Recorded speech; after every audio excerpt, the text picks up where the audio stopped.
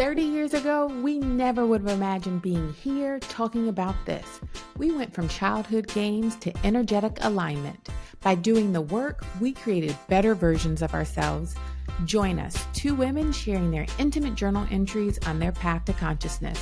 Get in here, get in here, get in here. For the following episode, this is an 18 plus older audience only. We will be discussing sex and sexual abuse. What it took to finally love myself. I went into hermit stage, removed all outside influences, and not because I didn't love them, but because I needed to love myself more. I gave up relationships, platonic and romantic. I unintentionally gave up sex, decided to stop watching porn. I dedicated my time only to me. Sure, I still had responsibilities to handle, but I became selfish with my time. I did the dirty work, all the things that brought me shame and guilt, all of it. I let it hurt. I let myself mourn. And then I replaced the content I was engaging with. I left social media unintentionally in 2021 after I took a 30-day break from being an influencer with more than 20,000 followers because I found it easier to love myself without it.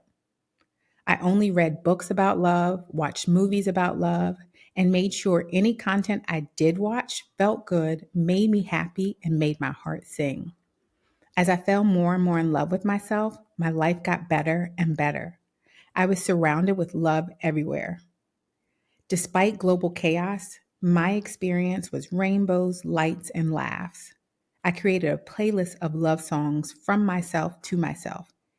And now with conviction, I can say, I love myself and everything in my world loves me back for it.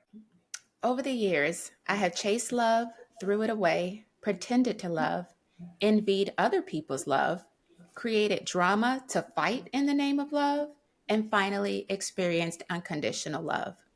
I knew that everyone didn't see love the way that I did, and their expectations of love would have me on another roller coaster of love's infinite interpretations.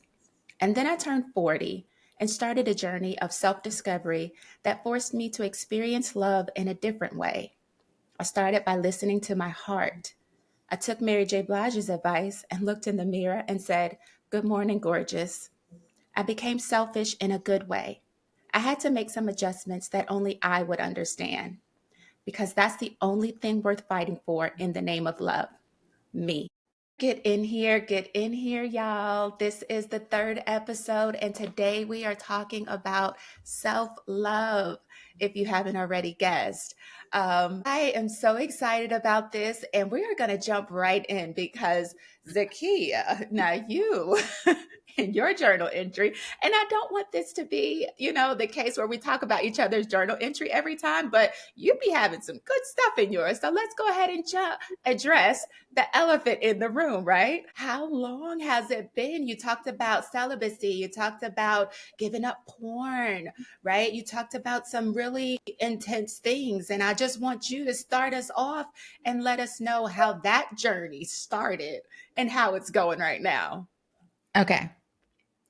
Because I was very vulnerable in this journal entry because even though we titled the episode Love, it really was about self-love. Right. Because I don't think you can find love outside of yourself until you love yourself truly. Mm-hmm. And so for me, I was going through a divorce and was heartbroken and had made a lot of decisions that I was not happy with. And unfortunately, a lot of the decisions that brought me shame and guilt involved sex. So it felt like it was necessary for my next evolution and my growth to give up sex because since I'd started having sex, I never stopped, right? Right. At the time, I did not know how long it was going to be. Had I known, I probably would have been like, I don't know about this, but I am 3.5 years. Wow. It, and I applaud you. I mean, you know what, though? It is a very proud moment for me. Good. I have to be honest. The first year was difficult. The second year became easier. And now it's kind of like second nature. It's not something that I'm worried about. But I will say it gives me a clearer head when I am thinking about relationships because I am no longer leading with sex first. In order for me, Yeah. when I think about romantically, to invite a male into my life, if I don't need you for that, what are you actually bringing to the Hmm. table? Because Right. now, because I have gotten in touch with myself, my self love, and my self worth and my value, if you are not adding to my life, and it's because I don't need you for your dick, essentially, Sure. you need to Yep. be coming with some real value. You need to be able to Yeah. have real conversation. I need emotional availability. I Absolutely. need mental stimulation before you will ever have clitoral stimulation on me, honey. You need to be massaging this brain of mine and my heart. Like that has, and that I really love that. now, for the first time now, I can lead and say that because I am not leading with sex. And I will say Right. this, like I said, I gave up porn because all of it just felt like for me at a point had really like rooted in the shame and guilt of it. Like, so I stopped doing that and I stopped even masturbating for a while. And I was like, I'm just gonna like focus on me. Mm. Eventually, once I had gotten to a place, I reintroduced masturbation. And I know this is so faux pas for some people, like, oh my God, you're talking about masturbation. But yeah, I do. Well, Yes, I I did. would think that that's natural, right? Like if you give up sex with a person, right? Like Mhm. you have to have some kind of stimulation. Right. But you also can't be like all day, every day Of course masturbating. not, Right. baby. Don't become an So addict now. well, right, right. You can't substitute one for the other. Right. But the way I started to masturbate became very intentional. Like I set Mm. intentions before I masturbated and I thought about what it was that I was calling in and used an orgasm really as if I imagined in my head that the when I had the orgasm, that there was a vibration I was releasing into the earth and into the world. And with that, what was the intention that I was releasing? So for me, it was self love. It was to feel good about myself, or higher vibrations, or just in the world. Self love and then worldly love. So that's what I was releasing every time I did have the orgasm. But I remember there was one time I was deep in the moon, everything about the moon phases. And I remember it was a full moon that night, and the way that the light hit my window, the moonlight was coming in, Hmm. and I positioned myself so You that, said what? yeah, girl, I positioned myself in a way so that the moonlight was actually hitting my vagina. And and this is the first and last time I've ever done this, but I took my quartz, my love quartz crystal, and I rubbed it with coconut oil and I used that to masturbate. And when I say it had to have been the most, I honestly would say it is the best sex I've ever had in my life. And to believe I had Wow. it by my damn self. Okay. Ma'am, run into the But store to get the quartz tomorrow, okay? there was something about it that really was like, I love myself. I'm in love with myself. And I made love to myself. Wow. So yeah, okay, elephant has been addressed. Whew.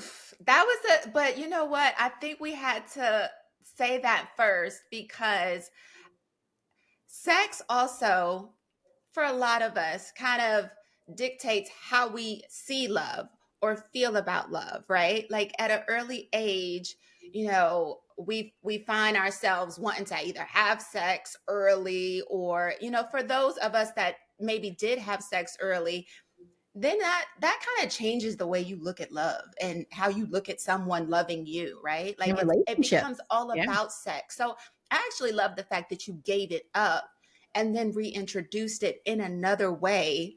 And then finally, once you meet your man, this is how we come into the bedroom, baby. Well, but I also wonder now though, because meeting someone, I won't like, we're in our 40s, so there shouldn't be Yeah, like, oh, I need to wait 30 days or I need to wait 6 months. Like correct. Leave me that's alone. but for me though, because I had dedicated this time to myself, I actually feel like I need to make sure that you're worth it. Because I have fallen in love with myself, and this is something that I did for me. So to give myself up to someone, it must mean that you are truly worthy. And I really do hope and pray that the next person I give myself to will be the last person. Mm, And so for that reason, I do think we'll have to be in a relationship for quite some time before I'm ready to become physical. Because like you said, as soon as it becomes physical, it is physical. right. That's the one thing you can't undo. right? Yeah. Once it takes it there, you're like, oh, I don't want to do it anymore. That doesn't happen, obviously, you know? Right. So for me, that is something that I just now it felt like I cleaned out my womb. Like, you know what I'm saying? Like, You did tell me that you did like womb healing, right? but it was so necessary, Yeah. because it felt like any energies of anyone that I had allowed to come into me intimately, and I don't actually mean like c come, but I mean like Right. anyone that I invited in into me, they had the ability to leave their energy there, right? Right. And so for me, it felt like I needed to clear out everyone's energy so that I could just be with me. And then it felt like there was like this womb healing. I actually read a book. I think it was called Pussy Prayers, I believe, but it was this whole idea of us learning how to heal around our womb. And I do think so many women have so much trauma associated with our wombs. And we have to think of our Yeah. womb as our birthing place, right? That's where everything's birthed. And I'm not talking about birthing children. I'm talking about birthing ideas, birthing love. Anything that women create starts in our womb, in Mhm. our center, right? Yeah. And so that's why it's so important that the energy that's there is your energy or the energy of people that you want to be with. So you have to be careful when you think about sleeping with someone. What are they leaving behind? Yeah. You know, or who else are they leaving behind? Because everyone that they have slept with is also on their energy and is also sitting on their dick. And then you're inviting Mhm. them and their energy to come into you. So it's just something I think about. I mean, I did not want this whole episode to be about sex because I really Right. wanted it to be about self love, Sure. just because I think that is so much more important. Because, like I said, when you can love yourself, no one can be against you.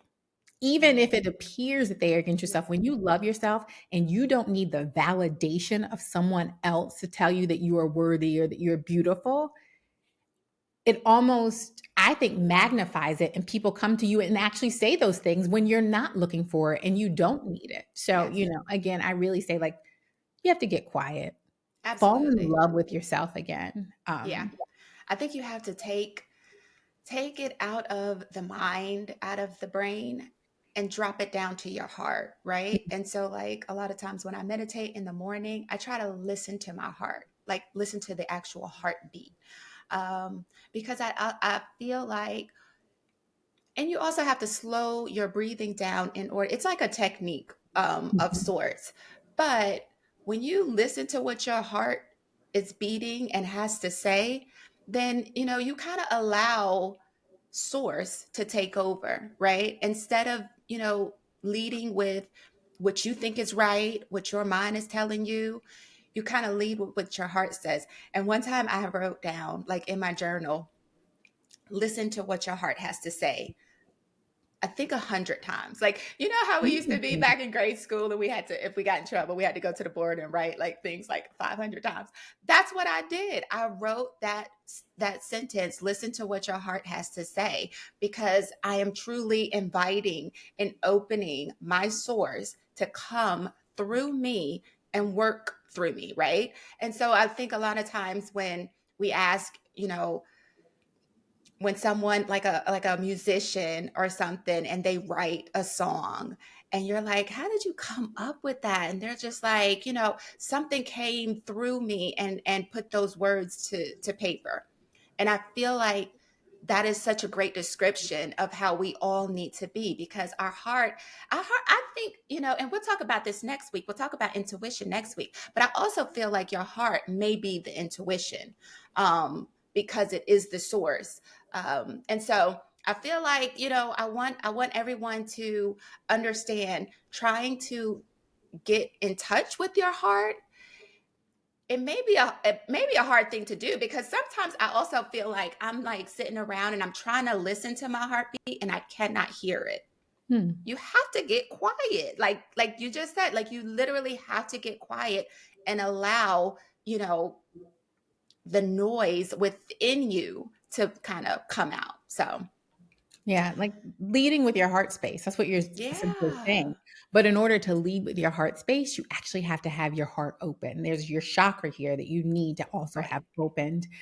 And I think, when people have experienced a lot of trauma, a lot of pain, and especially around our heart, like, people that we love, because obviously that's usually what's most painful when someone that loves you hurts you, we close our heart off a little Yeah. bit more. And each Yeah. time to the point that it's completely closed and you no longer lead with your heart. And when you can't lead with your heart, I also think that then your brain does not know how. Your brain is now functioning on its own, right? So I think within our heart comes empathy, Hmm. sympathy, right? Compassion. And when your heart is closed off, you are Yeah. now operating just on your conscious mind, which is the part that's telling you this is what it is, this is how it looks. When your heart is involved and when you're leading with your heart, you can see things differently.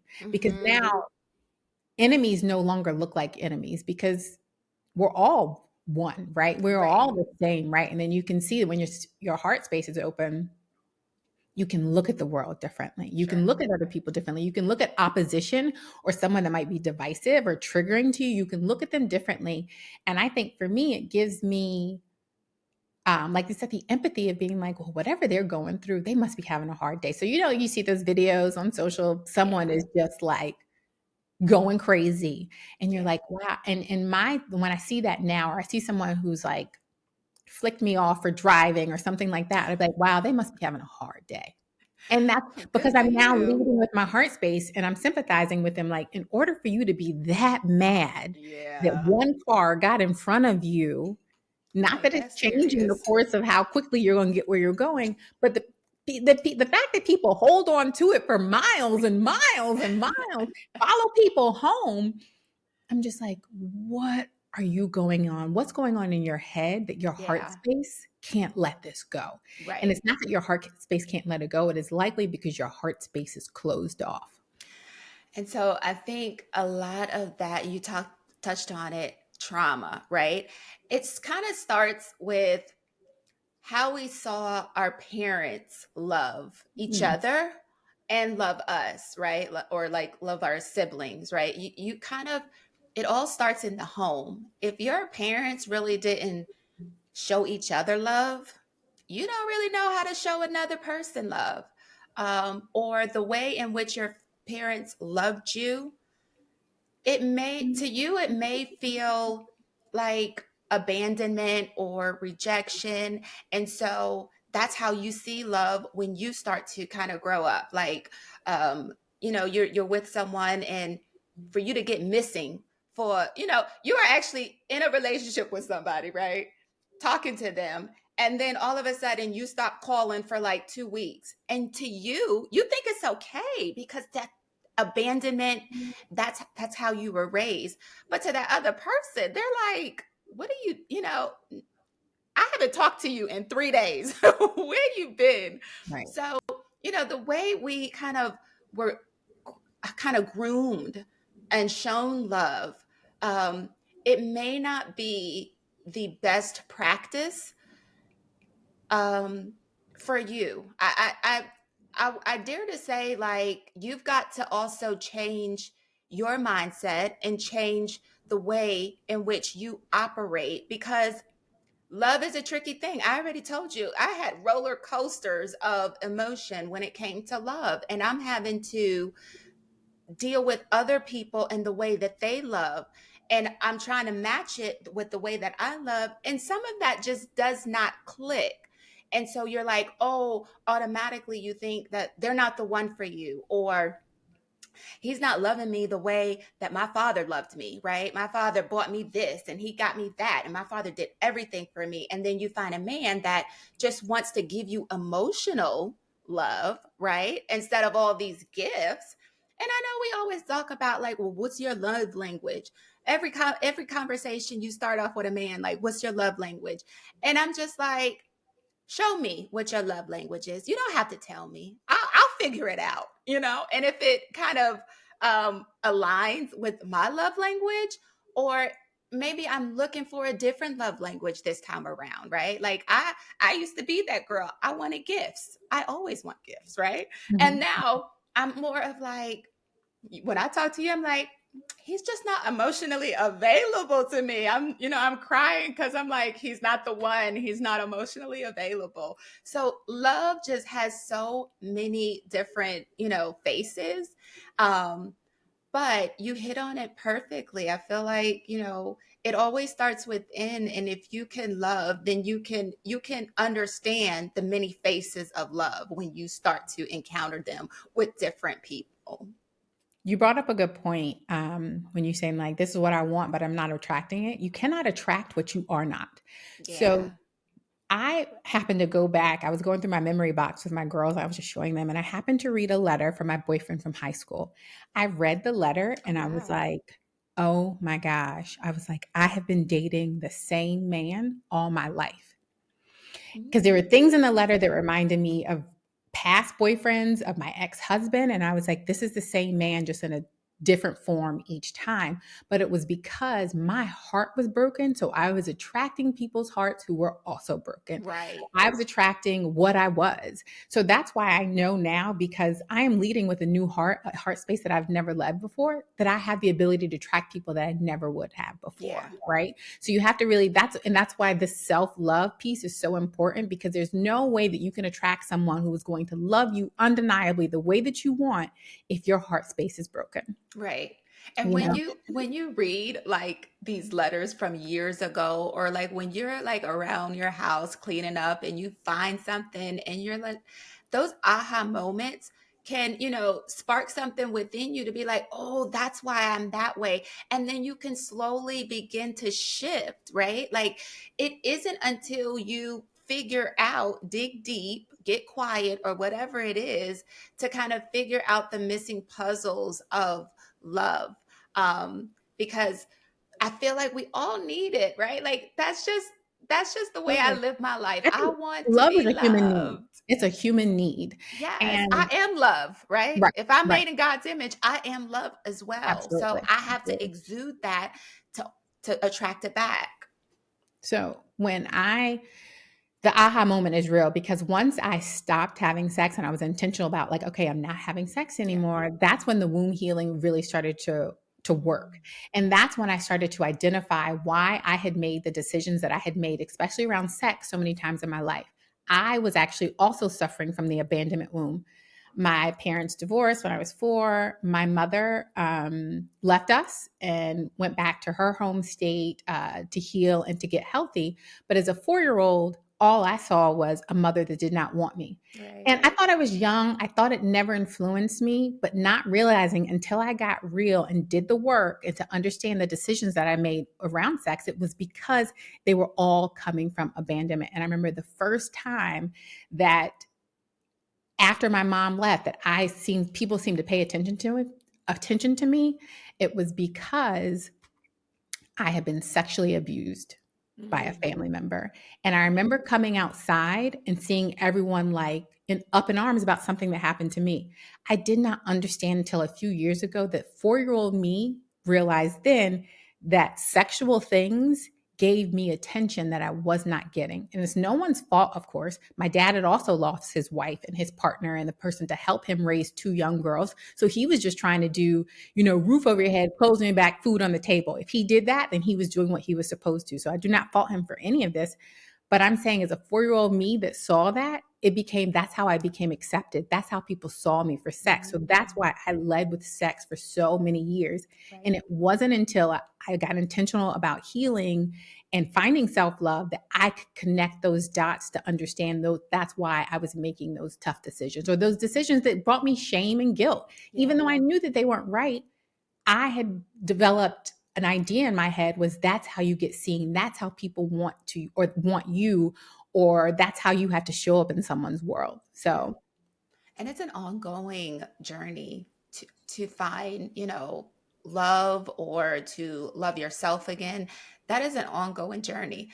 Talk to me about some of your resources this week, because you always have like great books and great music that I went and I was like, well, I'm gonna find me some music too to give the people. But tell me what you got for us this week. okay, my song of the week is Only If by Steve Lacy. If you've never heard it, please go and listen to wherever you get your music from, and please listen to this song. Listen to it over and over. It's such a beautiful message. And again, though he's talking about love, I want you to start listening to love songs if they are from you to you. Ooh, I Mhm. like that. I like that. Okay, so I'm gonna give you guys mine. I have two actually. I Okay. already mentioned one in my journal entry. Mary J. Blige, "Good Morning Gorgeous." I mean, it's such now. You probably hear that and you think it's like the affirmations, right? Like we all talk about having affirmations, but it really is about looking in the mirror and Mhm. seeing yourself beautiful so that you attract beauty, and Mhm. love just kind of flows freely and evenly. And I love it every morning. I don't listen to it every single morning, but sometimes, you just I love to just listen to that one. My second one is a song called Easy by Ella May. Now, this song is about love being easy, right? I talked about in my journal entry fighting for love, right? I'm over here creating drama. I'm creating conflict. I'm calling people up like, you talk to my man. Like you create drama for love in the Mhm. name of Mhm. love. But what she tells us in this song is that love is supposed to be easy, guys. It's not supposed to be hard. If love is hard, then you're not doing it right. Like something, there's a pull, there's a tug, and you have to reset. So please listen to that song on repeat and just understand, like, let love flow very easily through you. Mhm. Okay, I have one more. I have a movie of Okay. the week. Ooh, yes. Last week we did a movie. I'm going to do one for this one, and it might seem counterproductive to everything that we just said, but the movie of the Uh-oh. week for me for love and self love and being seen for who you really are is Pretty Woman.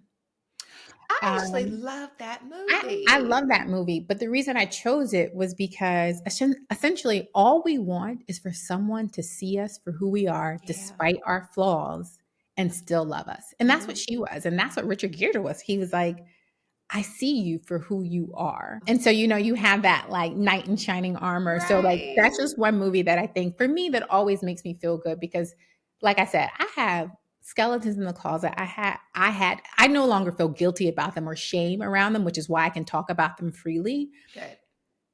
But I'm at the point where, like, my man may hear this one day and it is real. I do have things that are not beautiful or are not pretty, but like it's part of me and it has made me the woman that I am today. So I will celebrate them even if in the moment they were traumatic and hurtful and harmful. They made me who I am today.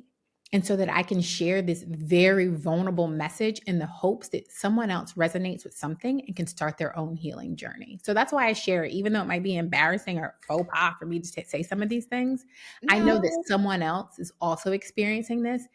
And so I want to be the example that, like, it's okay to come out. It doesn't matter what you have done in your past. Find it, but I will say really focus on what gives you shame and guilt in your life, because that is really where the healing and the shadow work has to happen. But when you do that, you will be free and your heart space will be open. Yeah. And who's to say that, your